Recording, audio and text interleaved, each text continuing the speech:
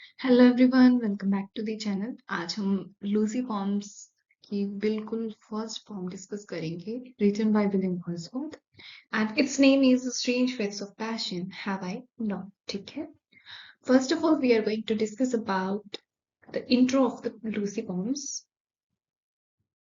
The Lucy forms William Wordsworth के 5 short lyric पॉम्स का एक ग्रुप है जो 1798 से 1801 के बीच लिखी गई थी। ओके, और इन सभी पॉएम्स का सेंटर एक मिस्टीरियस फीमेल फिगर है जिसका नाम लूसी है। ठीक है, वर्ड्सवर्थ ने लूसी को कहीं भी क्लियरली एक रियल वुमन के रूप में तो एक्सप्लेन नहीं किया, ना ही डिफाइन किया है कभी। इसलिए क्रिटिक्स जो लूसी है उसको अलग अलग तरह से इंटरप्रेट करते हैं। लूसी आइडल इनोसेंस का सिंबल हो सकती है, नेचर से डीपली कनेक्टेड एक फिगर भी हो सकती है, या फिर ह्यूमन सोल की रिप्रेजेंटेशन भी हो सकती है।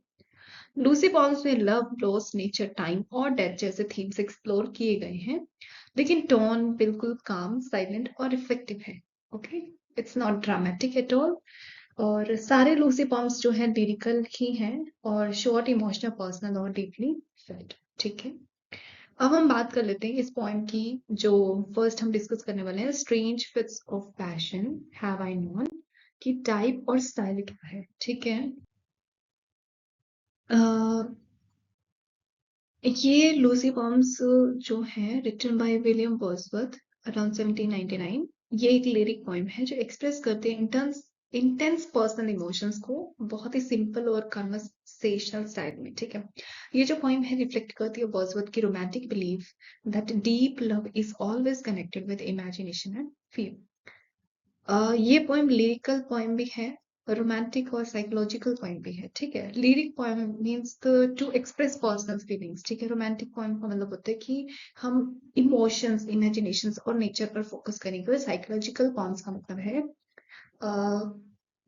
कि हम एक्सप्लोर करते हैं माइंड ऑफ लवर। ठीक है, और इसके राइम स्कीम ए बी है जो कि आपको स्क्रीन पे शो हो रही है। ठीक है, सिंपल बैलेंस स्टाइल में लिखी गई है ये, और इसका जो स्ट्रक्चर है बिल्कुल सिंपल है। ठीक है, और एक नेचुरल फ्लो की तरह अपने थॉट्स और इमोशंस को यहाँ पे शो किया गया है। अब हम बात कर लेते हैं इसकी समरी की।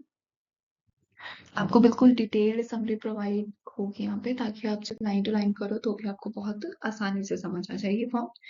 तो पोएम के स्टार्टिंग में पोएट कहते हैं कि लव में कुछ इमोशंस बहुत स्ट्रेंज होते हैं और वो सिर्फ उन्हीं से शेयर किए जा सकते हैं जो उन्हें ट्रूली लव करते हैं, ट्रूली प्यार करते हैं। ठीक है, पोएट लूसी के घर जा रहा होता है। ठीक है, रात का टाइम है और मून उसके साथ साथ मूव करता हुआ लगता है।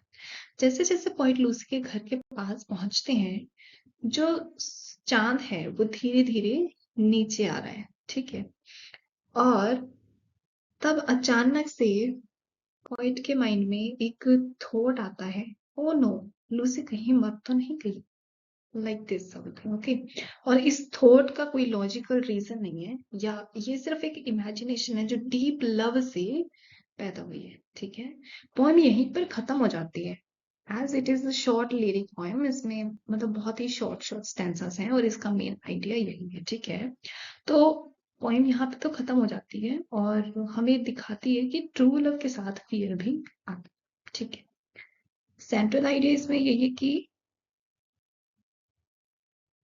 जो ट्रू लव है सिर्फ हैप्पीनेस नहीं देता, बल्कि फियर भी पैदा करता है।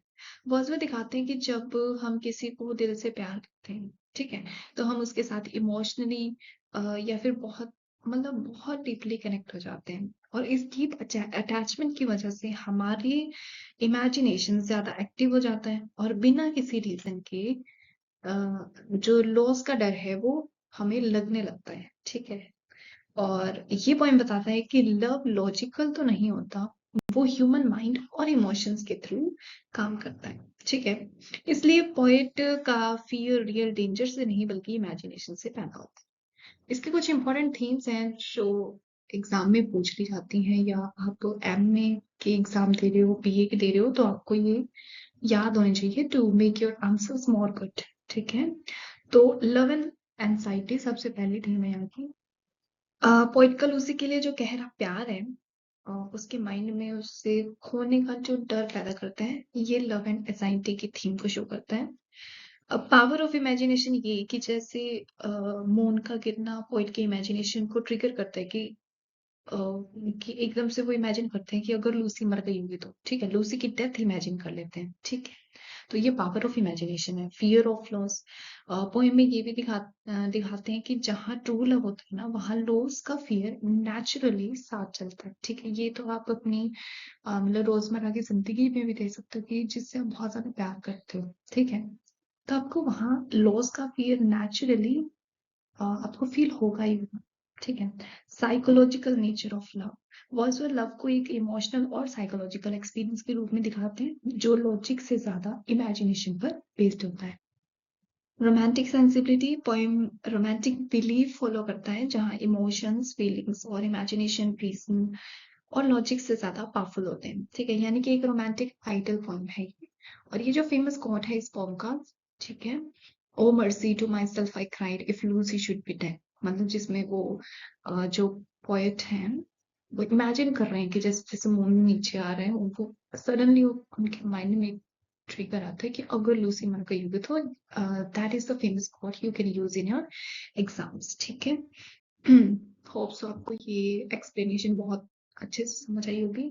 वैसे इसकी एक्सप्लेनेशन इतनी ज्यादा डीप नहीं थी, बट इसका जो मेन आइडिया था वो हमने कवर कर लिया है, ठीक है।